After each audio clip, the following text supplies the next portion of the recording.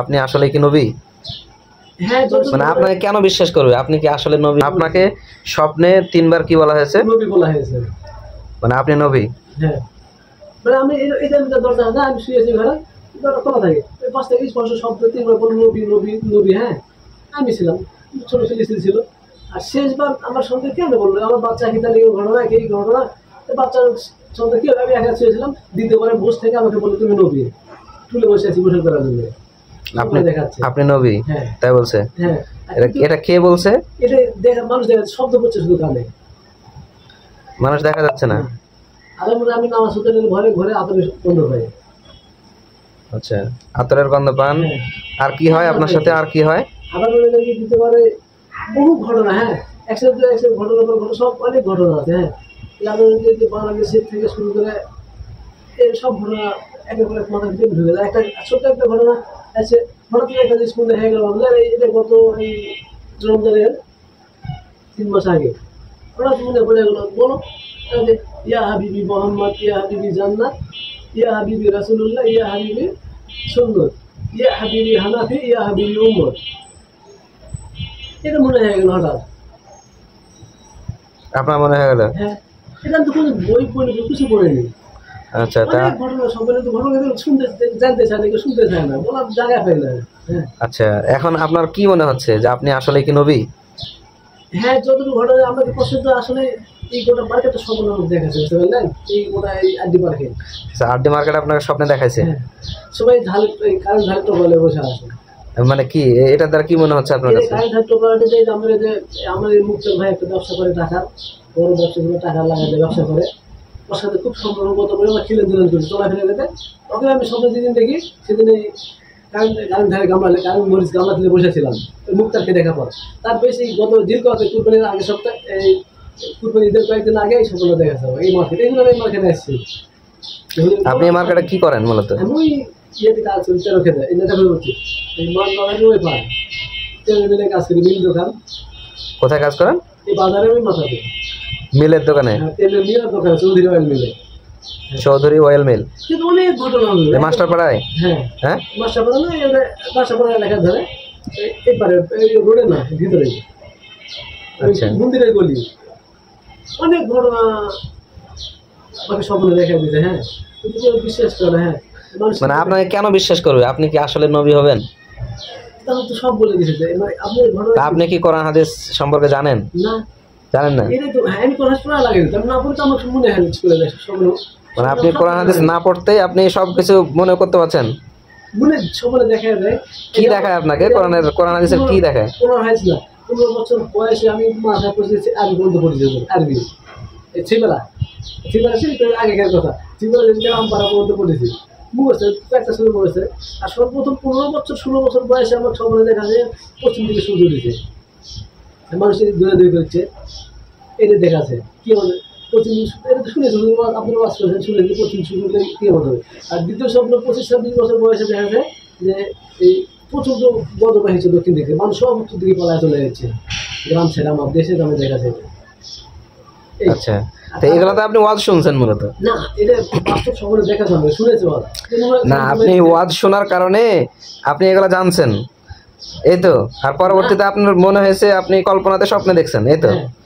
কিন্তু মূলত তো এটা আপনি স্বপ্নের মাধ্যমে জানেননি, জানছেন তো ওয়াজের মাধ্যমে। শুনেছি আপনি ওয়াজ করেছেন, ওয়াজের মাধ্যমে মূলত শুনেছেন, তারপরে আপনি কল্পনার মাধ্যমে ওই কি বলে স্বপ্নে দেখছেন। ওই সময় কল্পনা করে কোনো কোচিং দেখলো না, শুধু খেলাধুলা করে আসতো, দেখলাম ওয়াজ হয়ে গেল। আচ্ছা, এখন আপনি আমাকে বলেন, আপনি আসলেই যেটা স্বপ্নে বারবার দেখতেছেন যে আপনি নবী, আপনি নবী, এটা আপনি দেখতেছেন, তাহলে এখন সত্যি কি আপনার কাছে মনে হচ্ছে যে আপনি নবী? অসংখ্য ঘটনা আমার কাছে আছে।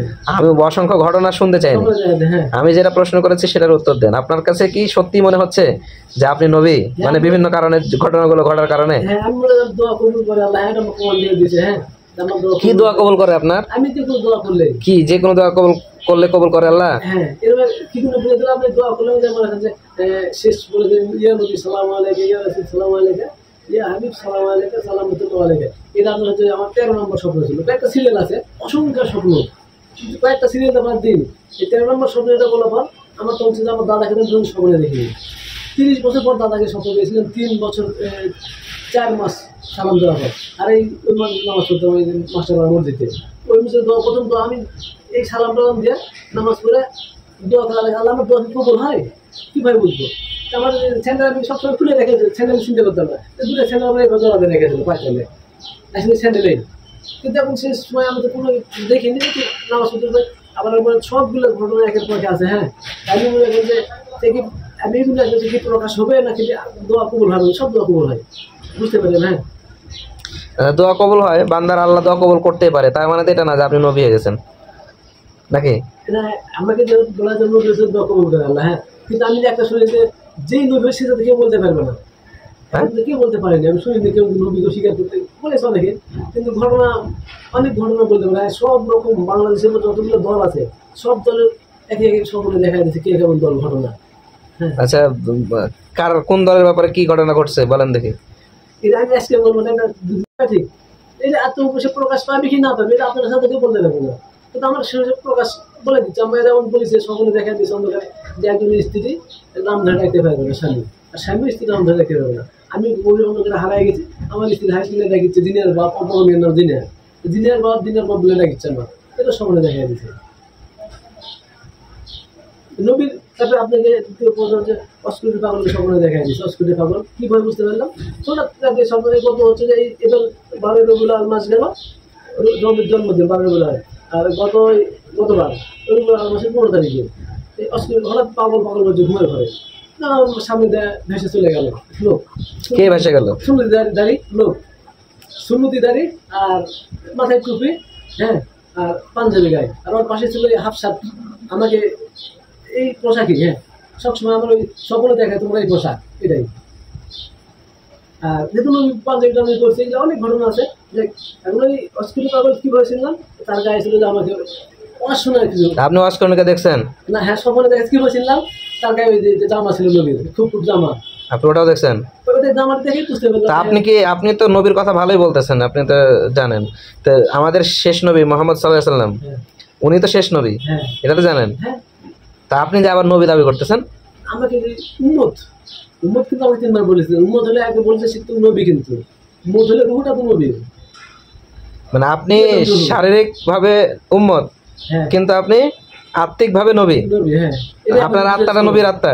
হ্যাঁ, এটা কে বলছে আপনাকে? স্বপ্নে বলছে? হ্যাঁ, সবার মধ্যে। আচ্ছা, তো এটা কি কোনো যৌক্তিক কথা হলো যে আপনি শারীরিক ভাবে উম্মত হবেন আর আত্মিক ভাবে আপনি নবী হবেন? এটা কেন? এটাই তো আপনি প্রশ্ন, আপনাদেরকে এটাই তো করা হয়েছে। আমি এটাই তো প্রশ্ন। আপনি না নবী, আপনি আমাদেরকে প্রশ্ন করবেন কেন? আপনার কাছে না আমরা প্রশ্ন করবো? হ্যাঁ, এই জন্য যে আমাদের নবী তো বলেছে যে আল্লাহ তো বলেছে নবী শেষ, নবীর পর নবী কেউ আসবে না, যে উম্মতের হেদায়েতের জন্য কিভাবে কিয়ামত ঘটবে। হ্যাঁ, আর সব কিভাবে উম্মতের গুনাহ মাফ হবে, গুনাহ মাফ না হলে তো কিয়ামত ঘটবে না। আপনার আযাব হচ্ছে, আর একটা আযাবের জন্য আল্লাহ কিভাবে তুলে নিবে আসমানে? এই যে দোয়া কবুল করে আমার, যে কোনো দোয়া করলে। আচ্ছা, আপনি আমার জন্য একটা দোয়া করবেন, কবুল করে দেখি। দোয়া করবেন কি তাই বলেন? অবশ্যই, আমি তো সব সময় দোয়া করি। তো সব সময় দোয়া করেন, কার জন্য দোয়া করেন? আমি সকল নবীর উম্মতের জন্য। তো নবীর উম্মত সব দোয়া তো আল্লাহ আপনার কবুল করে, তা আপনার আল্লাহ এই ফিলিস্তিনের জন্য দোয়া করেন না? ফিলিস্তিনে যদি আমরা শেষ জামানায় বলি, এটা করে জানা দিচ্ছি, আমাদের সেই ক্ষেত্রে কিন্তু টানেল করেছিল করতোয়া নদীতে। হ্যাঁ, টানেল করেছে। হ্যাঁ, আমি তার একদিনের খবরে দেখলাম যে ফিলিস্তিনে এর আগে একবার টানেল ধ্বংস করেছে, মাটির নিচে লুকিয়ে থাকে করে সুরঙ্গ করে। এই জন্য কিন্তু ইসরায়েলের সাথে ফিলিস্তিনের যুদ্ধ আপনার। আর সেই টানেল করে আল্লাহ টানেলটা কেন সেখানে বৈধ না অবৈধ একদিন পরে সকলে জানাই দিল। আমার দেশের বেড়ে গ্রাম উপর দিয়ে ব্রিজ করে নদীর উপর দিয়ে মুসা আলাইহিস ঘটনা আছে। মাটির তলে আল্লাহ শেষ জামানায় নবীর সময় গেছে, তখন তারা অল্প সংখ্যক ছিল, ইহুদিরা সারা বেশি ছিল। আর নবীর এই শেষ জামানায় সব আমরাই মুসলমান, ইসলাম রেডি ইসলাম। আর এই জামানায় আমাদের আল্লাহ তখন বলছে যে না, একবারে নামাজ করে দিচ্ছে। ওটা হচ্ছে যে একবার যাবে তল দেয় সে মনে করে তার আল্লাহ গজব পায়খানার সময় তার বাহ্যের সময় তার আদাব দিবে, ডুয়ে দিবে তাকে। এত খারাপ ওটা নোংরা আমল ওটা, মাটির নিচেও দিতে দিবে না, উপরেও দিতে দিবে না।